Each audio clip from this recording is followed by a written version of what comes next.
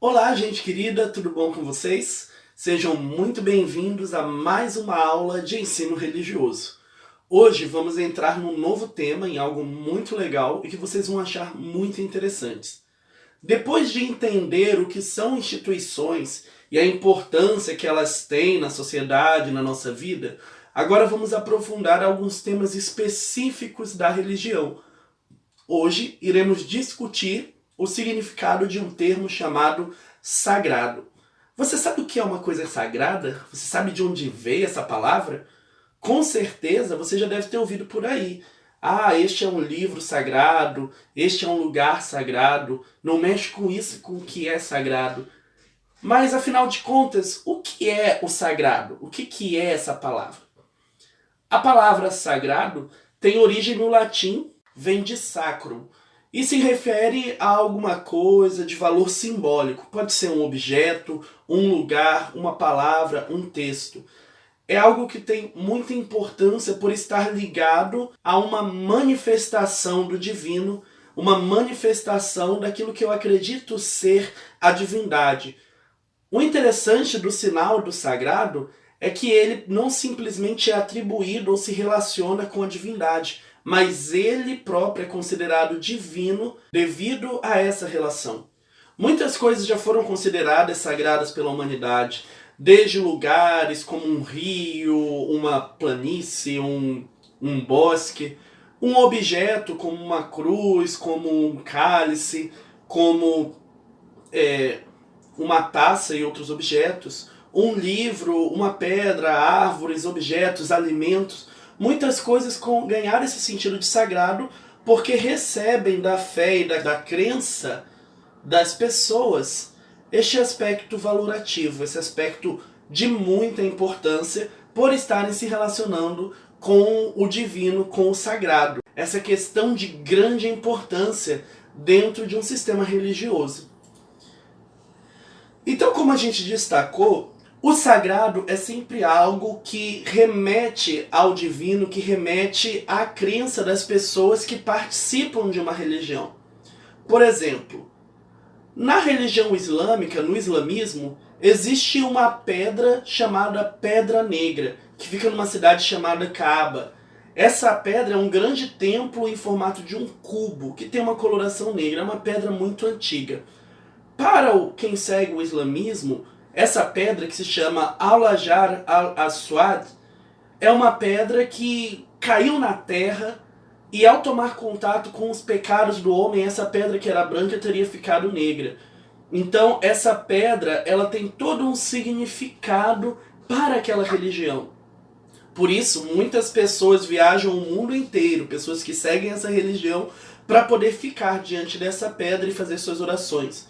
Porque ali eles percebem a presença divina, a presença de algo de extrema importância para a religião deles. Por isso é considerado sagrado. Outro exemplo que nós podemos citar é a cidade do Vaticano, que é sagrado para o cristianismo, que é sagrado para nós católicos. Muitas pessoas viajam o mundo inteiro para chegar nessa cidade, para receber a bênção do Papa. Mas não só lá. Aqui no Brasil, por exemplo, nós temos a Basílica de Nossa Senhora Aparecida, que fica em Aparecida do Norte, São Paulo. Muita gente viaja distâncias enormes, alguns até a pé, para poder chegar lá e fazer sua oração diante da imagem de Nossa Senhora Aparecida, porque este lugar é considerado sagrado. E poderíamos citar muitos outros. Lugares e espaços sagrados existem vários. Pode ser uma cidade, um espaço geográfico, como por exemplo o rio Ganges na Índia. Já ouviram falar deste lugar? O rio Ganges é um rio que para o hinduísmo ele é sagrado e tem um poder de purificação. Esse rio recebe vários visitantes todos os dias. Pessoas que buscam se banhar nas águas do rio Ganges para poder se purificar, para poder se limpar das suas impurezas. Claro que se fôssemos olhar de um aspecto mais científico, e isso vocês podem confirmar com a professora de ciência de vocês, o rio ele tem uma água muito poluída, com muitas bactérias, até porque muita gente se banha ali, muita coisa jogada no rio com o intuito de se purificar, e então o rio acaba sendo muito poluído. E pode até parecer meio estranho a gente pensar que um rio com uma água que pode estar ali cheia de bactérias possa ser purificadora, que ela pode servir para curar e limpar a alma de alguma forma. Mas o elemento da fé, o elemento sagrado, ele não é medido por critérios científicos, ele é medido por critérios de fé e de sentimento das pessoas que acreditam e vivem essa religião.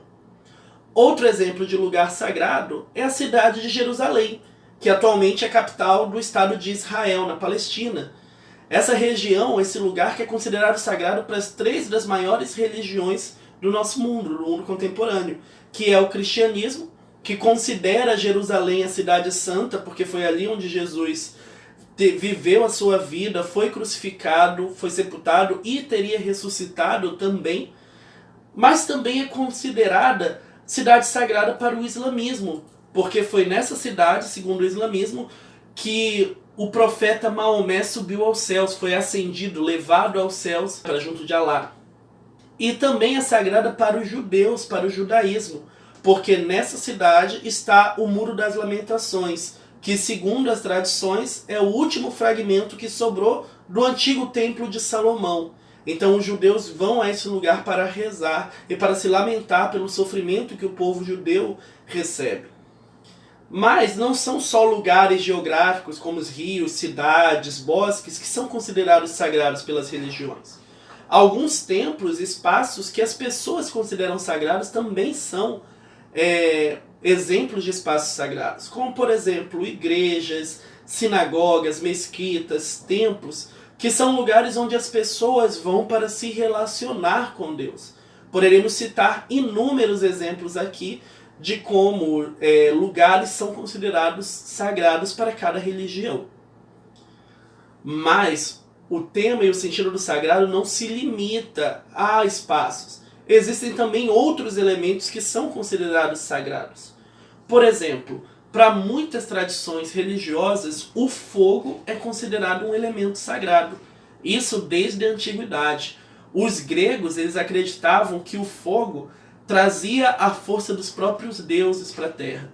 Tanto é que a tocha olímpica era acesa para dar início aos Jogos Olímpicos na Grécia. Esses jogos que eram jogos dedicados aos deuses. Sabiam disso, gente? Que as primeiras Olimpíadas eram esportes dedicados aos deuses? Era quase como um culto aos deuses?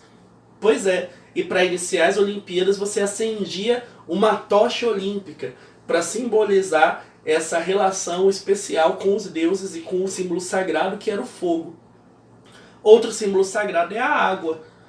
Nós cristãos temos como tradição, como um rito de iniciação e purificação, o rito do batismo, que nada mais é do que emergirmos nas águas batismais.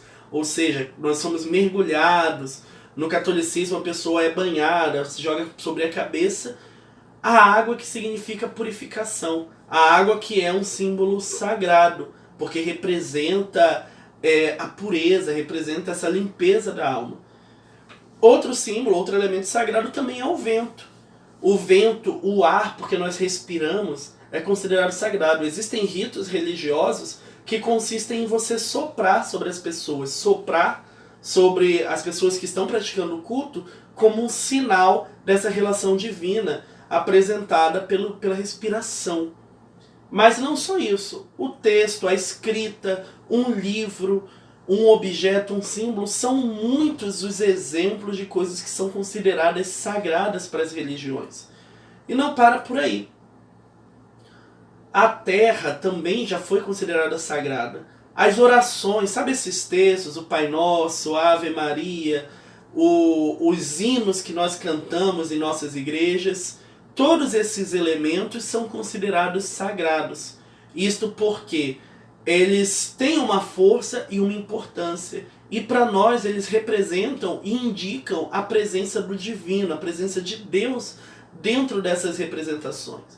Então a minha Bíblia não é simplesmente um livro, ele é um livro sagrado.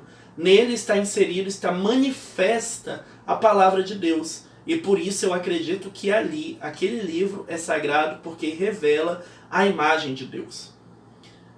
É muito interessante nós entendermos isso, Porque ao longo da história da humanidade, vários elementos foram sendo considerados sagrados.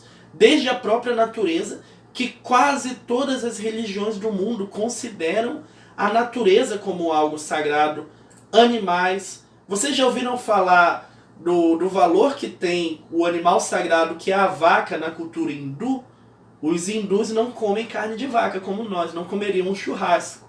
Isso porque a vaca, para o hinduísmo, é um animal sagrado. Em outras culturas politeístas, como por exemplo os egípcios, eles eram também, além de politeístas, antroposomórficos.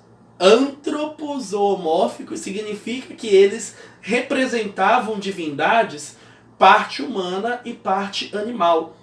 A gente tem vários exemplos na cultura egípcia e também na cultura hindu. Vocês já devem ter ouvido falar ou visto alguma imagem da deusa Ganesh, ou Ganesha na cultura hindu, que é representada por uma pessoa com a cabeça de elefante. Este deus, ele tem essa relação e acaba fazendo com que o animal que está ali mesclado seja também considerado sagrado. Então, no caso da Ganesh, o próprio elefante vai ser considerado um animal sagrado para quem cultua essa divindade. Mas não são só as religiões politeístas que têm animais sagrados. É claro que nas religiões monoteístas, a questão com os animais é mais simbólica. Como, por exemplo, nós cristãos temos o animal sagrado simbólico, que é o cordeiro, que é a representação do Cristo imolado, o cordeiro de Deus enviado à terra para tirar o pecado do mundo. Os peixes que nós partilhamos, principalmente na Semana Santa, que a gente não come a carne vermelha, é também um outro animal, um símbolo sagrado para a nossa religiosidade. Isso tudo compreendendo os elementos que elas carregam. O sagrado não é só o objeto, não é só o lugar, mas o sentido de divino que elas representam. Então, quando eu apresento uma Bíblia, quando eu uso um cálice na celebração, quando eu trago o pão e o vinho, não são só representações. Aqueles elementos têm um sinal, um sentido sagrado para aqueles que participam e vivenciam essa religiosidade. Não se trata de um faz de conta, mas um sentimento profundo. O sentido do sagrado está totalmente ligado com o sentido da fé religiosa. Então, a partir do momento em que eu acredito, aqueles símbolos, aqueles sinais, aqueles elementos aos quais eu dou o sentido do sagrado, eles mostram e fortalecem a minha relação com Deus. O que é sagrado não é simplesmente um objeto mais, mas é o próprio sinal da divindade e da minha possibilidade de ter uma experiência com Ele. Entendido, gente? Muito obrigado pela participação. Depois eu vou indicar para vocês aqui no Google Classroom e no portal EDB qual vai ser a atividade da aula de hoje. Espero que vocês tenham gostado e, se tiverem dúvidas, podem perguntar. Estarei aqui à disposição. Um grande abraço e até semana que vem.